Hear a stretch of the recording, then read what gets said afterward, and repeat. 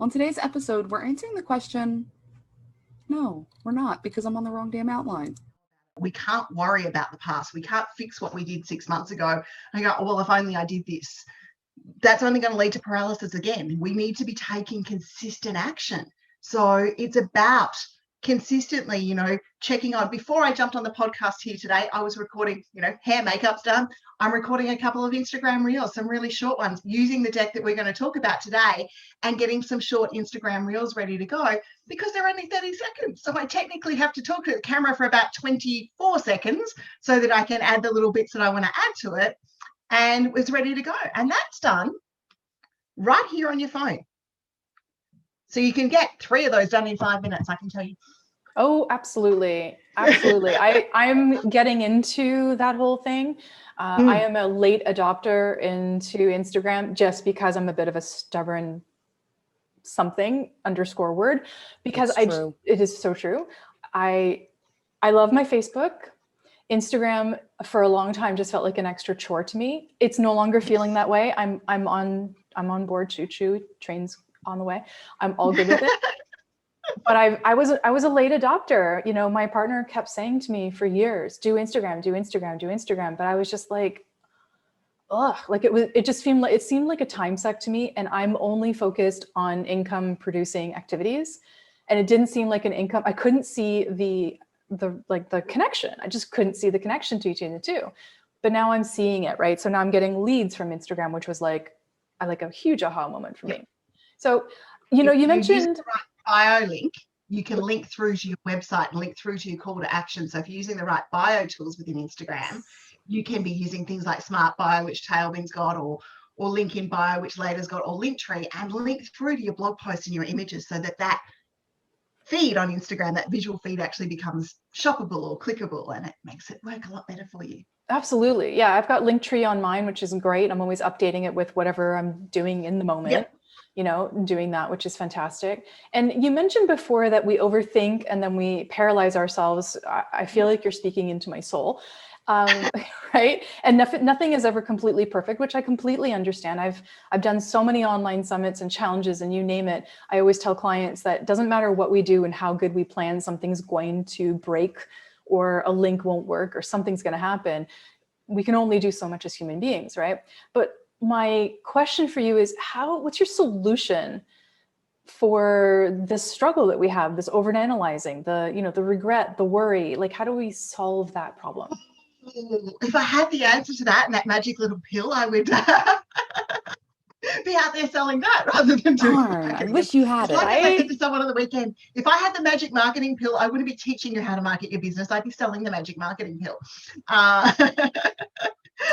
But look, it is about using the time you have and using the increments. And as I said before, it's about getting into that 5-minute mindset. I have 5 minutes now. I could scroll Facebook, or I could make an Instagram reel. I could go make a cup of coffee and respond to a couple of questions inside Facebook groups. I could go online shopping, or could I possibly make that? We all know we're going online shopping. We're not doing that for 5 minutes. We're there for half an hour. Right. Exactly. Minimum. But it's what can I do with the time that I actually have? So rather than, thinking about what am I doing? And what I get most of my students to do is I get you to sit down and write down for a day. I don't care how long it takes you. Use the Toggle app, use whatever it is. Most of my Marketing Circle members go, Linda's going to ask me to use Toggle because I don't know where my time is. And that's exactly what I'm asking you to do. Write down everything you do for the day. Every friend who drops in while you're working from home, kick their butts out of your house. These are your work hours. I had to set that boundary. I had to set that boundary early in my business because I became crisis central for the whole family. Oh, yep. Allison, this person's going to be at my house. Allison, I need you to do this. Allison, can you return this? No, I'm working. What was that resource you just mentioned to track? Toggle's a good time tracking app. You pop it on your phone, you do start a task, start it, do it, move away. And the reason you do that is because you can start to identify those 5-minute blocks that you can turn into marketing. And then once you start to go, okay, well, I should be scrolling Facebook or all of those sorts of things, you can tap in and use those opportunities. But the paralysis is taking action. And, part of why we created the 5-minute marketing deck was I would say this to people, use that time to market you. And they go, well, what am I going to do? So we created a deck of cards that was literally designed for them to pick things up and do and take and do an action. And those 5 minutes then all add up. So tell us a little bit more about this, right? So this 5-minute deck. Tell us a little bit more about that. Share that with us. Okay. Well, it is a deck. It's literally a deck of cards. And the idea is it sits on your desk or it sits in a handbag, and you use the 5-minute increments within your day to act, to take and to do action along the way. And we've got, 50 cards. So there's 50 different ideas. So you can cycle through them and come back and continue to make that activity. And just add those things up, because one of the major components next to I don't know what to do is I don't have time to market. And that's the next thing that I hear from people. I'm like, but you want the sales, you have to make time to market. You can't just expect the sales. And for lots of business owners, we get into business because we're good at what we do. For me, that's marketing. So I'm pretty lucky. I know how to market my business. But for other business owners, it's not. It's that they're good at creating a product. They're good at, painting walls. They're good at doing whatever they do. And marketing is such a brand new field for them. So taking it into bite-sized steps. And Jenny, you said it before with Instagram. I didn't want to do Instagram. I'm late to the Pinterest train, although I know it works and it worked for our parenting site. As a personal brand, I'm like, no, but Pinterest is where I look at nails and hairstyles, and that's my down social media. I don't look at Pinterest for anything but recipes right now. It's my down zone social media. I don't want to make that business social media. And it took me a long time to do that. Now, guys, I'm not saying that you have to use every channel socially to market your business, but own your real estate. Get your usernames, get your handles, get all of those sorts of things. And at the moment, we're in a massive world of confusion because Facebook, it's been rumored Facebook today is launching something similar to Clubhouse. Twitter's launching their Spaces conversation. It's only a rumor at this stage. You've got stereo out there that's an Android version, and there's all this audio noise that's going in. And what I'm going to say to everyone might be contrary to everyone else who's jumping on the bandwagons at the moment. While others are jumping on the bandwagons, what it's doing for you is opening up opportunities inside the existing platforms you already know, like, and trust, where those people already know, like, and trust. And it's not a time suck. The amount of marketers and professionals and people I've seen that are spending 7 or 8 hours a day on Clubhouse at the moment, or when I'm getting a client, I'm getting this, and which is great. But I'm not sure that they're actually tracking it. And this is just my little cynic marketing mind kicking into gear. I'm not sure that they're actually tracking, were they actually still getting those clients doing what they were already doing. But I do know that they're opening up the market for people like myself who aren't iPhone users, who can sit out there and go, well, okay, well, I'll still work with my Facebook and my YouTube and my Twitter people, and I'll share my knowledge and expertise there. So don't fret about the brand new bright shiny object. Let the bright shiny object take some time, own your handle, and let it work out what it's got to do first. TikTok was the same last year. Yes. So you have my interest so piqued about this deck of cards. And I know that for our audio listeners, they're not going to be able to see this. So we'll make sure we describe what we're seeing, but can we play? Yeah, absolutely. Awesome. It's my favorite game. Okay, so now, guys, I'm going to stress this to you now. What we're about to do is we're going to pull out a couple of cards. What you would be doing in a normal situation is one card only. So please don't get overwhelmed as we do this, because the reality of it is we're not going to do it. I'm going to do it how I suggest to all clients and how I do play, which is a shuffle of the cards, because, we don't want it coming out. Bit of randomness, and that means that I'm caught off my game. Okay, so your first 5-minute marketing tip for those who can see it is to check your profiles. And I'll read what the card actually says. Check your profiles are up to date. Quick look at your description. Is it accurate? If you've got numbers in your description, make sure they're up to date. With BBB, we have 32,000. Half the time I haven't updated where it needs to be. So this is a monthly check for us now, because I went on a radio interview and we were at 20,000 and we actually had 30,000 members. So, it was wow. Didn't want to correct the journalists, but also at the same time, my members are going, but there is 30,000 people in there. I'm like, yes, we didn't update my bio. So check that your description is up to date and accurate. Are your contact and link pages all working on those profiles? So if someone hits the email button, does it work? If someone hits the book button, does it work? And your profile and header images, are they up to date? Do they look right? You know, as much as I would like to go back and have the photos of the 19-year-old me on Facebook, it's most probably not appropriate. You know, the 20-something years, that might be how I look in my head. I don't look like that now. It's about making sure that there's a connection between the image that people see of you and they connect with you. And for those of you who are using your social profiles like Facebook and Twitter and, you know, LinkedIn to network, make sure that they're professional. Even your personal profile, look, as much as you love your cat, there's most probably not a position for your cat in there. As much as I love my kid, if I get a photo of her in there, she's normally coming to work with mummy. There's normally something like that we put in when we put that photo out there. It's not a case of making sure things are up to date. So, and the header images, because the world of social media is fun. The image worked yesterday. It doesn't work today. We need to resize it. We need to look at the video. Or, you know, just the Facebook, Twitter, Pinterest, Instagram, whatever God's decided, they're going to change the size today. They always do that. Sorry, they totally do that. Yes. But I do love that not only do you kind of tell us what to do, you give us a little bit of a checklist, which I think helps because it's like, oh yeah, I could totally just do that in 5 minutes. Here's my list. Okay, Facebook. Okay, this. Exactly. And it is something that gets missed a lot, but it's important for marketing. So I really like that one. That one's fun. No. So there we go. Let's pick another random one out, shall we? Let's do it. Give another shuffle. Okay, what do we got on top of the deck? Oh, map out your ideas. Another favorite one. So this one is about mapping out your ideas.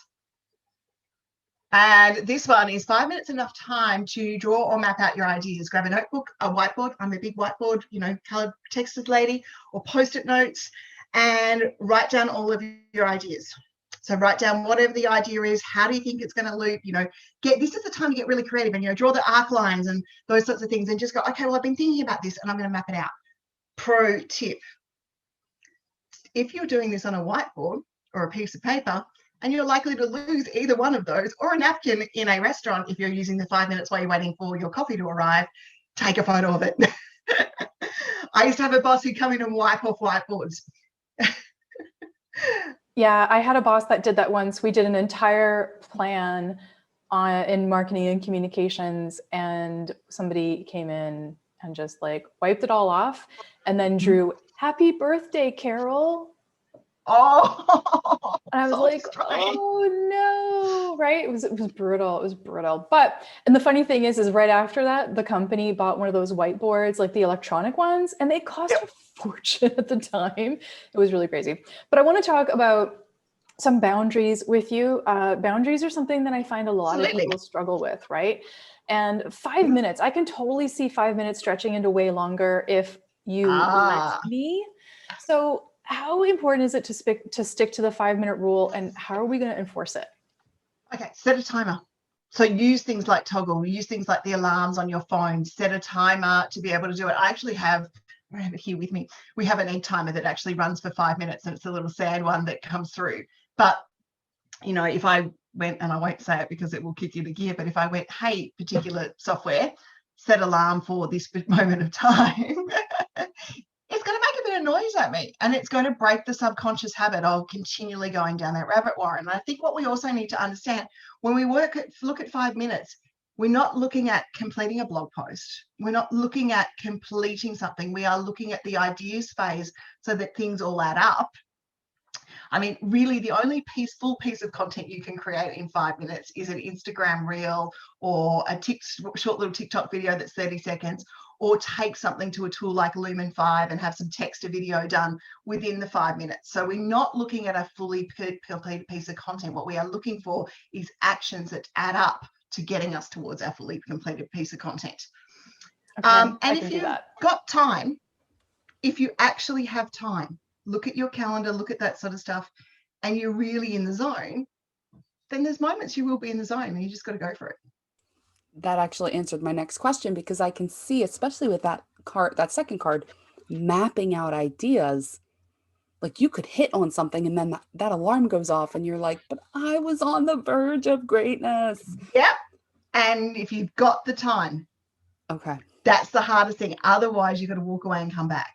And oh, I don't bearing know in that I can do mind, that. but see, it's actually a good thing to do. So walking away and coming back quite often brings a fresh approach. And those moments in time when we talk about boundaries, you know, the moments in time when you're marketing or you're doing something and you feel like you're bashing your head against a wall. This is not working. This is harder than it should be. I don't know why it's harder than I should be. We need to actually not continue to work at it. We need to almost shelve it and then come back to it. And I've done it, and I've been, you know, I want to have something done by what I call school pickup time here. Can't get it. 5 minutes down the road in the car, because I've walked away from it, the clarity comes in. And then I'm using the 5 minutes that I have in the car. I'm hitting the voice record. I'm saying, okay, software, record this. And I'm recording the answer because the clarity's coming. I find that that's actually just driving to school to pick up, because I have those same things. And usually what I do is I message Jenny with a voice memo. Yeah. Yep. She's my voice recorder. Driving and shower, your brain goes into the opposite. They have waterproof notebooks that you write in with a grease pencil that I'm actually going to buy for the shower, because I get the best ideas in there. I don't. I'm one of the only people on the face of the planet that doesn't have shower thoughts. I can plan something out in the steam. Right? But if you give me, like, the weird thing is if you give me, and this, I swear, God rest her soul, my mom, she's probably laughing at me. If you give me a mop, a dusting cloth, or something to clean, I can come up with the best ideas. It's also the way I get my anger out, but that's a totally different episode. Right?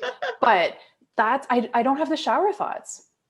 I have the cleaning thoughts. And that's like, cleaning is when I get my calm and stuff like that. So you'll see me leave the desk for 5 or 10 minutes and I will like tidy the counters or, you know, go futz around with something. And that's when the inspiration comes.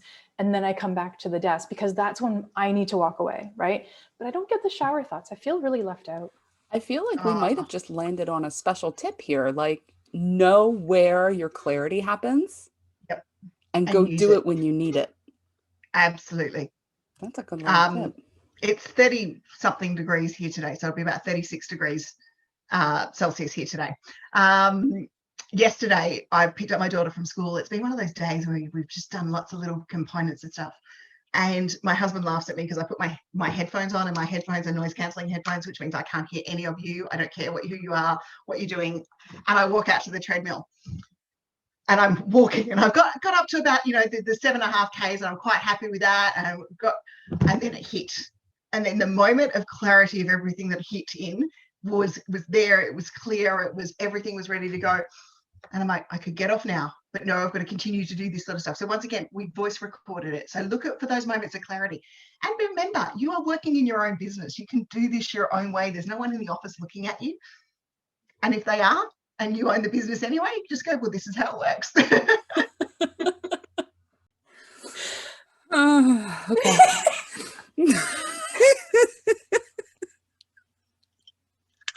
Okay. Are you laughing at how red my face is? Yeah. And we're still recording. Okay. Yeah, that's good. We got a blooper reel. Can we stop recording?